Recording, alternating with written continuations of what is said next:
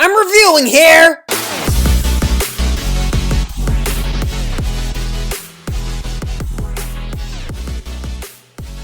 Ooh, baby, what is up, everybody?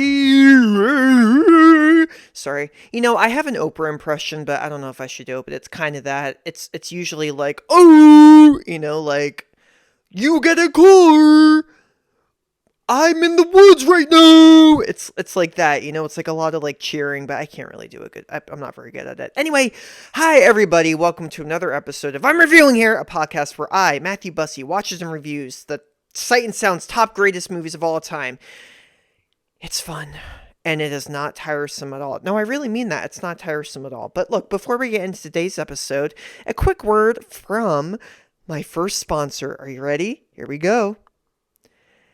Tampons. They're expensive, am I right? Well, go to IKEA and get them for 90% off. Just go to ikea.com/I'm reviewing here for 90% off. You can get a bundle of 12 of them for just 99 cents. No, I'm just kidding. That was a lie. I'm a liar. I don't have any sponsors. I don't even know how to begin doing that. There's an option in RSS, which is, what podcasters use, like for their feed, but I don't have the time to do that right now. It would be cool though. I wonder what I would sponsor. McDonald's. No. Hell no. Hip City Veg. Yes. Oh, I would totally do that. Hip City Veg. Oh my God. Well, this is all about Sight and Sound. So of course, if they, acquiesce and accept me, then yeah, I would totally promote Sight and Sound and the British Film Institute. And I can use my British accent too. You're going to probably hear it because today's movie is a British movie, but yeah, that would be amazing. Sight and Sound /BFI, if you're listening to this, you got a fan. Oh, this is weird. I'm sitting in a different spot today for today's episode. I'm sitting on my couch because that stupid swivel rotating chair keeps making fart noises every time I do an episode.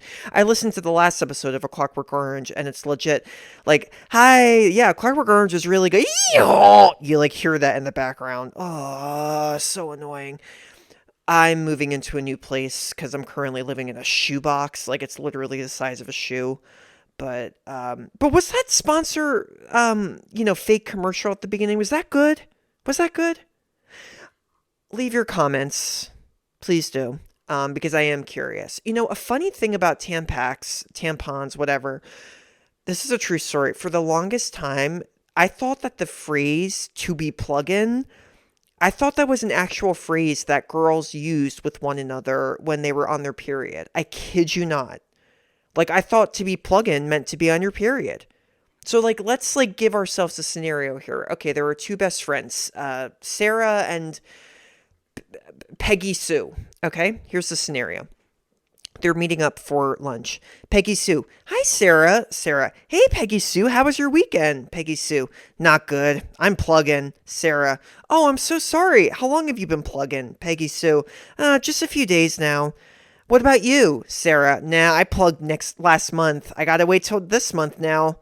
That's what I thought that women used that phrase for. I thought that's what it all meant, but I was dead wrong, guys. That's not real. I brought that up to one of my friend's girlfriends a while back, and she was like, "We don't say that," and I was like, "Really?" She was like, "Yeah, you've spoken to girls, right?" I'm like, "Yeah, I have, but I don't speak to girls when they're having private talk like that, like about, periods and so." And she was like, "Yeah, okay, yeah, I get that, but we never say that." And I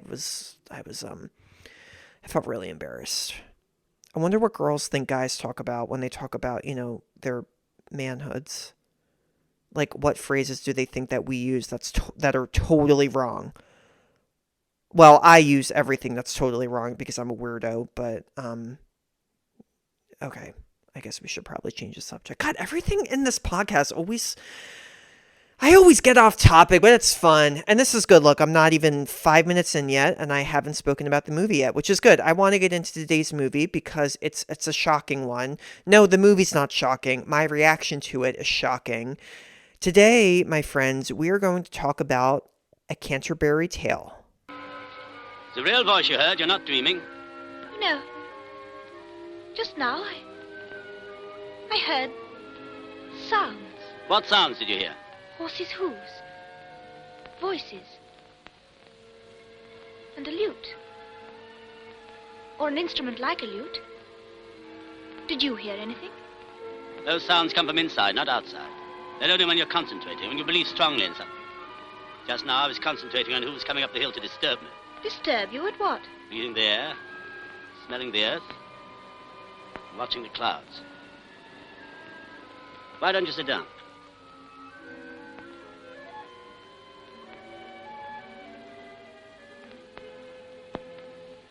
You know, I was very mistaken about you. I'm sorry. I was mistaken about you, too. I was mistaken by thinking I would enjoy this movie. Guys, I have an announcement to make. We're this is like the 9th or 8th episode. This is the first time I did not enjoy a movie on the Sight and Sound list. A Canterbury Tale, no, I didn't like it. It did not stick with me. I got very bored with it. It's not a bad movie. It's not. I have nothing hateful to say about it. It's nothing like that.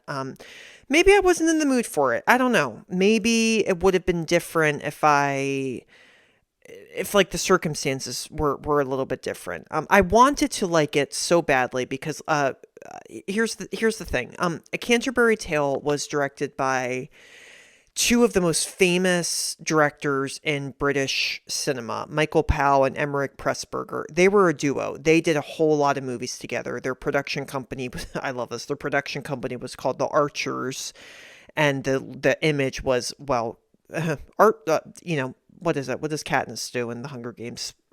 Arrows going through the circles and the other circle and the other circle and the other circle. Yeah, it was that. So, very famous guys. Powell and Pressburger. I'll just refer to them as that. I think that they were just like buddies. This was, I had never seen a movie of theirs until now. I don't think that they really had a style, they didn't really have like a genre that they stuck with. Like nowadays there are a lot of duo directors that direct horror movies only, but they always do that. Like the directors who did Ready or Not, they also did Scream 5 and Scream 6, and I think they did some other horror movies. But these directors, though, they're most famous for two films from the 40s. Also, their movies, they're from the 40s and 50s, but that's really it. They didn't really do a lot after that. Black Narcissus and The Red Shoes are probably two of their most famous movies. I have not seen them. I believe that they're on this list, and I can't. What am I doing? And I cannot wait to watch them. I think The Red Shoes is definitely on the list. The Red Shoes is kind of semi-inspirational for Black Swan, which is one of the greatest movies of all time. So I cannot wait to get to that. But okay, A Canterbury Tale. Oy vey. This is a very pleasant movie. It's pleasant. It's like G-rated. It's not really a kid's movie, but it's a very pleasant, nice movie. The title itself, if you're familiar with the Canterbury Tales is a very popular collection of short stories by this man named Geoffrey Chaucer. I forget how you say his last name. He was British. The Canterbury Tales are like one of the most famous. It's one of like the most famous texts of all time. And Chaucer is some people call him like the father of English literature. I learned about the Canterbury Tales in high school. Senior year, I took one of my favorite classes ever, where we learned all about English. It wasn't even like a literature class, but we learned all about architecture and famous architecture and famous art. And it was like a mix of art history and English history and everything.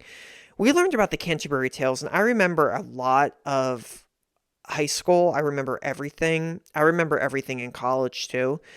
I even wrote a book about my college experience, but it's not for sale because my friends and everyone I went to college with who knows me would probably sue me because I did not change any of the names, and I really only wrote the book for myself because I just needed to get it out because it was very therapeutic. Okay.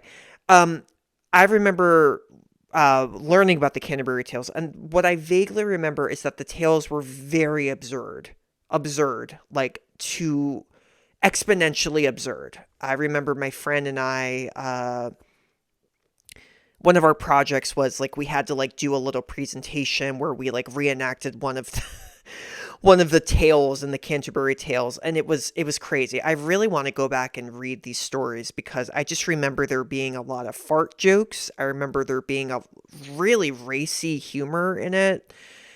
Uh, it was ahead of its time. Also, guys, the Canterbury Tales, this came out in the 14th century. Yes, I believe that's right. Literature people, if you're listening to this and I'm wrong, I do apologize. But yeah, 13th century England, reading stories like that, I mean, whoo! That must have been a lot. It must have been a little bit shocking. I mean, it's harmless. It's all just humor, but still, I mean, but absurd. Absurd is the main word to describe them. And the Canterbury Tale, it's not about one of the tales from a Canterbury Tales, but what Powell and Pressburger did is they took that title and they kind of played with it a little bit because the story and the movie A Canterbury Tale is also very absurd, and I didn't really like it. I couldn't get with it. I didn't find the movie to be very funny. I didn't find the movie to be enjoyably absurd.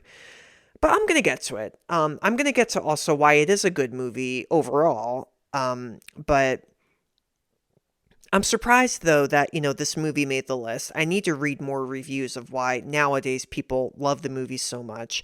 I'm surprised, for example, that, it's ahead of like Earth or A Clockwork Orange or My Darling Clementine, which I personally thought were much better made than this one. But, my opinion. My opinion. No one else's, just mine.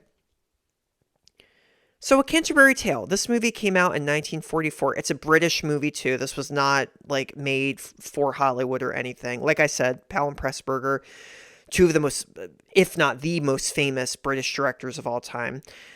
So, the movie takes place, it opens up in a very clever way. So, it opens up in, like, a 14th century setting, and you see, people in the clothing from that era, and they're riding on, sorry, I have an itch on my arm. They're riding on, carriages and everything like that. And you're thinking, oh, Canterbury Tales, it's going to be like set in that time. There's a cool shot where somebody releases like a bird, or I think it's like a dove, into the sky. And then the dove, the shot basically crossfades into like a World War II plane. And the whole setting changes, and it goes back to the shot on the ground, and there's like a tank like going through, this countryside, and you're like, huh. So this isn't set in the 14th century. This is set during World War II. And it's true. This movie is set during 1943, and the movie came out in 1944. Think about that for a sec. This was a movie made during World War II. And there were a lot of movies that were made during World War II that either poked fun at World War II or, were very, propagandistic or trying to make a statement. But that's, a big deal in this movie. I think maybe that's why critics like it so much. It's clever. A little bit, yeah. Okay, well, but here's what happens. Okay, the movie basically... It's almost like a detective story. It really is. But the case that they're solving is just so ridiculous. So, we find out that, okay, the movie's set in England during 1943. It's set in a fictitious town in Kent in the United Kingdom called Chillingbourne. That's a made-up town, though. The movie was actually filmed in other towns in the area, like... Fordwich, Wickhambro, and Chilham. I've been to England many times. When I was a baby, I went to like the countryside of England, and I may have been here, but I was such a brat when I was a kid. I remember vaguely, I must have been like 6, like us going to like the countryside. Like we went to Stonehenge, and like we stayed at this bed and breakfast, and I was so mad because I just wanted to like watch TV, and like the Disney Channel wasn't available there. So I was like, no! And I think I was also mad because I just wanted us to go and buy more Beanie Babies. That's back when like Beanie Babies were like the real thing. You know, like if you got a Beanie Baby, you could like sit at the cool table. So we had brought a few Beanie Babies, but not enough, and I just wanted more, and I threw a fit. And I have not been back to the countryside yet, but I would love to go back. The one thing I did love about A Canterbury Tale, okay, and I know I always do this in this podcast. I always skip around and skip ahead, but you know, the locations in this movie, the cinematography, the photography, whatever you want to call it, it's beautiful. It's absolutely beautiful. The shots of the countryside in England and all of that is gorgeous. And you have to remember too, people forget about this. You know, a lot of people, they call Citizen Kane an American-made movie, the greatest movie of all time. That came out in 1941. Why do people think it's great? Because it's considered to be the first Hollywood movie to really play around with cinematography and what you could do with a movie camera. Think about that for a sec. And a lot of old movies from the 30s and the late 20s and the early 40s too, think about cinematography. Think about the way it's being filmed. A lot of those movies, the cinematography, they're good movies, but the cinematography is not really super impressive. You know? I mentioned like a few episodes ago, Mouchette, that was a French movie, but like Mouchette, you know, I talked about how in the opening of that movie, there's a guy who is setting a trap for like a rabbit or whatever. Like he's setting an animal trap. But the way it's shot is so unique because, you know, there's a shot of the trap and then there's a close-up shot of a guy in the woods spying on this guy and it's a close-up and then goes back to the trap and then it's another close-up and it's even closer up in this guy's face and it's like an extreme close-up of his eyeballs, you know, eyeballs. Ooh, I didn't mean to say that. Eyes, you know, and that's a big deal. I think when you see that in old movies, that's why film historians and film professors, they applaud these movies because yeah, that's a huge deal, you guys. For back then, in the 40s, to play around with the camera like that, it was a big deal.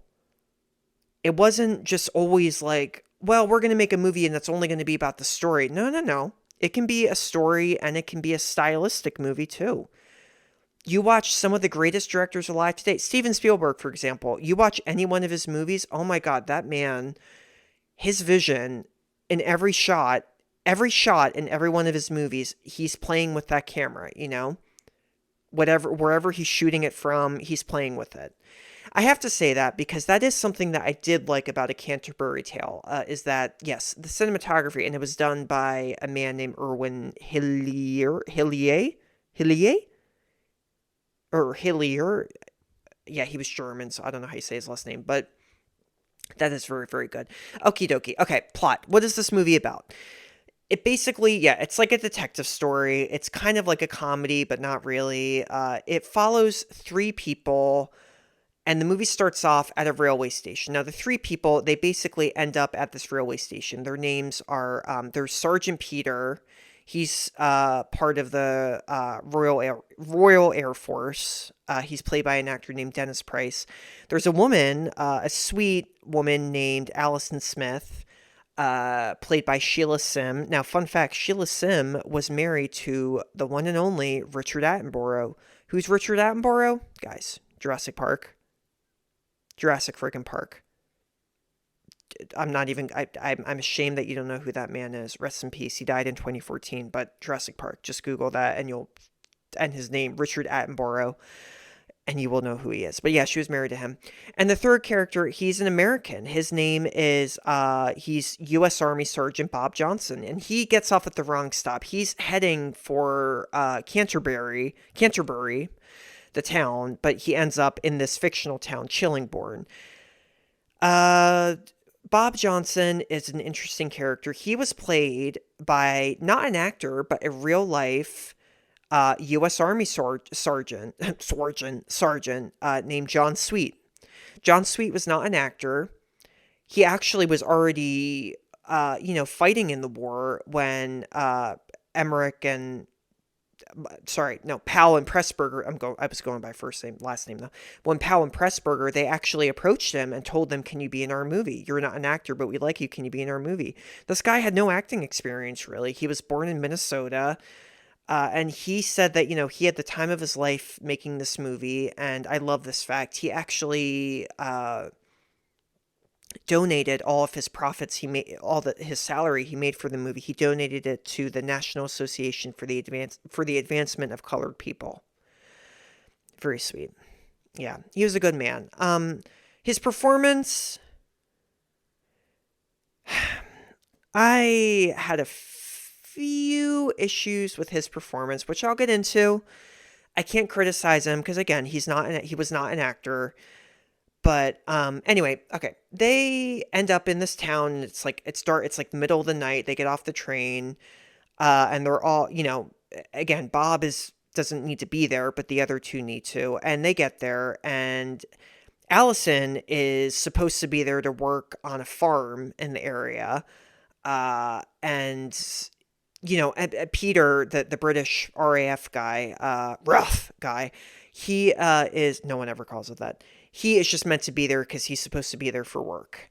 The night that they're there, they all kind of, I have to say too, Bob is kind of like the plucky comic relief in this movie because he's like, well, I don't want to be here. What should I do? But he's a bit of like a free spirit too, and he kind of goes with the flow. He's like a stoner who doesn't smoke pot, He's like that type of guy. Like you meet people like that that are like, I don't mean to be in this situation, but cool, whatever, bring it on. He's kind of like that type of dude. So they're walking into town, and it's very late, and all of a sudden, this is where the absurdity comes in. Allison is attacked by this man who pours glue on her hair. And she's like, what is this? And he runs away, and the other men are like, what? Who was that? And they chase after him, and they don't catch him. And it's disgusting. I've never had glue in my hair. I hate glue. I absolutely hate glue. What is the glue brand with like the bowl on it? Or is it like a pig? What is it? I hated that as a kid. Getting glue on your hands or like on the carpet or whatever. Nasty. Now imagine getting it in your goddamn hair. Yeah. Yucky. So they get into town. They tell everyone what happened, and everyone in town says, "Oh, we're used to it. That guy is known as the Glue Man. This has been happening for a while. He's been doing that to a lot of women in town." Yeah. And Allison is like, "Well, who is it?" And they're like, "We don't know. We don't know if he's just like a crazy guy or like a homeless guy or like a drunk or whatever, but he's doing that." And they don't know what to do about it. So great. And they also, this is where Allison meets the magistrate. Is that how you say the name? The occupation, I mean? Yeah, Thomas Culpepper. I love that name. He's played by Eric Portman. Culpepper is a bit of a misogynist. I mean, he's like a typical man from the 40s. Allison wants to do a lot of work. She really wants to help the British government out in the, for this war. And Culpepper is that type of dude who's like, oh, women should not be helping us. You should be, in the kitchen or in the fields helping us, typical men. Ugh. So that's a little bit disappointing. But, together though, Bob and Allison and, oh God, what's his name? Yeah, Peter, they kind of devise this, they come up with this plan to find out who the Glue Man is. And they kind of go on this, separately, they go on this little investigation. John works with a group of these adorable little, like, Boy Scouts, Boy Commandos, I guess that's what the Wikipedia page says, who, to ask them if they know anything about this Glue Man. Allison interviews women in town and is taking notes about when they were attacked by this guy. Peter goes to Culpepper's, because they suspect Culpepper did this just because he's Culpepper. The guy doesn't even like women, so why, of course, it makes sense why he would pour glue on a woman's, hair. So he kind of starts to peep into his house and his life and see if all the, dots connect, and he really is the guy. we learn a little bit about these characters. We mostly learn about Bob. Bob is in love with his girlfriend, but he has not received any letters from her in a while, and he's a little bit pessimistic at this point, but you know, he's willing to kind of just deal with the fact that, like, okay, well, I'm in a war right now, so things are going to change. I feel like that's kind of the vibe I got from him. So we're nearing the end. The movie goes on, and they kind of figure that Culpepper is the guy. Cut to the third act of the movie. The four of them, Peter, Allison, Culpepper, and Bob, they are on a train going into Canterbury because remember, Bob has to go there anyway, and they're in this compartment in the train, and it's like a scene from like a noir detective movie. They all are like, you did this, you're the glue man. And Culpepper is very calm, and he just flat out admits it. He doesn't deny anything. He says yes, he is. And you know what he says? He says, yes, I've been pouring glue on women's hair because I don't want the men to get distracted by these beautiful women. I want the men to keep fighting, and I don't want women to distract them. And I don't want married men to get distracted by single women in town. So I've been pouring glue on their hair so that, I don't even know why. So what? Like, they'll look less attractive, or they'll go away? I don't know. Culpepper, you suck. That is so stupid. Jesus Christ, get laid, why don't you? I mean, it's dumb. It's very, very dumb. The movie, there's a lot of impressive shots in the end sequence. So, the end of this movie, they arrive in Canterbury, Barry, I don't know how you say it, apologies. But, they get there, and this movie was filmed not at Canterbury Cathedral. They could only sneak one shot in the Canterbury Cathedral. They weren't allowed to because, remember, this was during the war. So, the stained glass windows, they had already been taken out because of the air raids. So they couldn't even film in that. So the shots in this movie that are set in the cathedral were actually all made like on a movie set. But they get to Canterbury, and it's sad. There's carnage. Not carnage. What's the word? There's devastation, I guess that's the word. Buildings have been blown up there from air raids.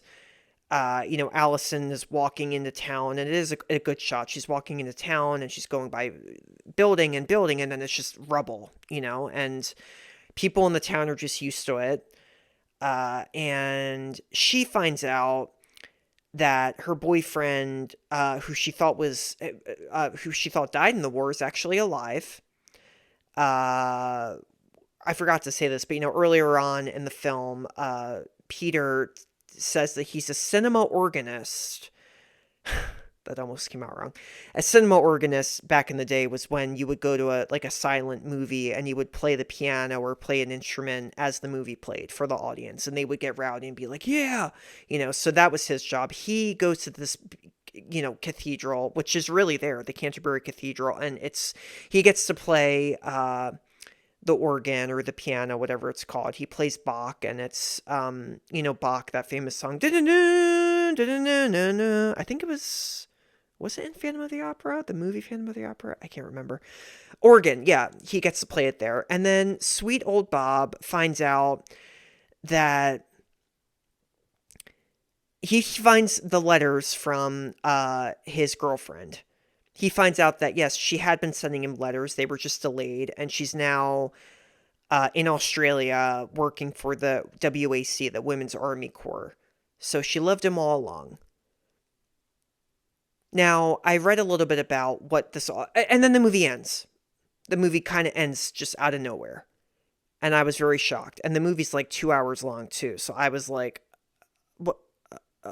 Oh, that's it? I expected more from this. I really did. Now, I read a little bit about what it all means.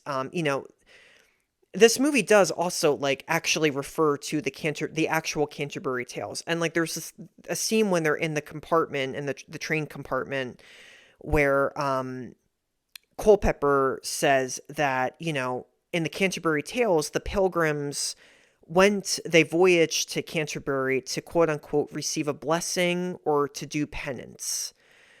Now, what the three main characters end up doing is they end up kind of getting blessings of their own. Allison's boyfriend's alive, Bob's girlfriend has been sending him letters, and Peter can do what he loves best and play Peter, again, remember, he's in the army. He can't be a cinema organist anymore. He gets to do it again. Aw, so it's all happy. They all get their blessings, and it's all good and great. I just didn't really get it. I did not get it. I was not totally as moved by the movie as I thought I would have been. I took some notes. There were things that I did like. I've mentioned the cinematography. I also mentioned too, again, there's a scene in the movie where Peter and Bob are flat out talking about World War II. They're talking about Pearl Harbor. Pearl Harbor had happened 2 years before this movie came out. They're talking about the Nazis and the Axis powers, the Italians and the Japanese. And I think that's pretty cool.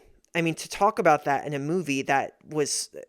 It's not cool. No, sorry, that came out wrong. No, the World War II is horrible. What I mean is that it's pretty cool to see that in a movie that was filmed during World War II. You'd think that would have been frowned upon or forbidden, but I think it's really cool that they're actually talking about it. Okay, let's go back to Bob Johnson. Let's go back to this guy, John Sweet, who played him. Okay. Bob Johnson, not an actor. He's got the accent. He's got the Minnesota accent. I just need to tell you what he sounds like. I'm holding in my hand right now the DVD of Home Alone, and I'm going to read the back of it, the description. This is what Bob sounds like throughout A Canterbury Tale. Okay. Everyone's favorite Christmas caper is now on an all-new DVD with an armory of special features, including an all-new on-camera interview with Macaulay Culkin, multiple deleted scenes, never-before-seen featurettes, great games, and an audio commentary with director Chris Columbus and Culkin. Bob, dude. Bob is a very likable character in this movie. I think I just had trouble liking him. I think it was just the way he delivered his lines in the movie. I couldn't really get past it. I couldn't. And I can't be mad, though. I can't yell at this guy because, first of all, I did not know this guy. But also, he wasn't an actor, and he's got charisma in this movie. Bob does, because Bob is just it's like I said, he's a stoner who doesn't do drugs.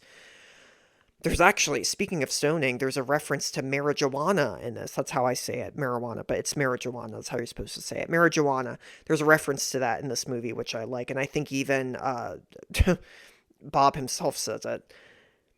Yeah, so, do I recommend this movie? Look, this movie also, this movie was not a box office hit when it came out. It's not really considered to be the director duo's greatest movie. Like I said, it was not super well received when it came out, but it has a legacy. You can go, if you're in England, you can actually go to the sites where they filmed this movie.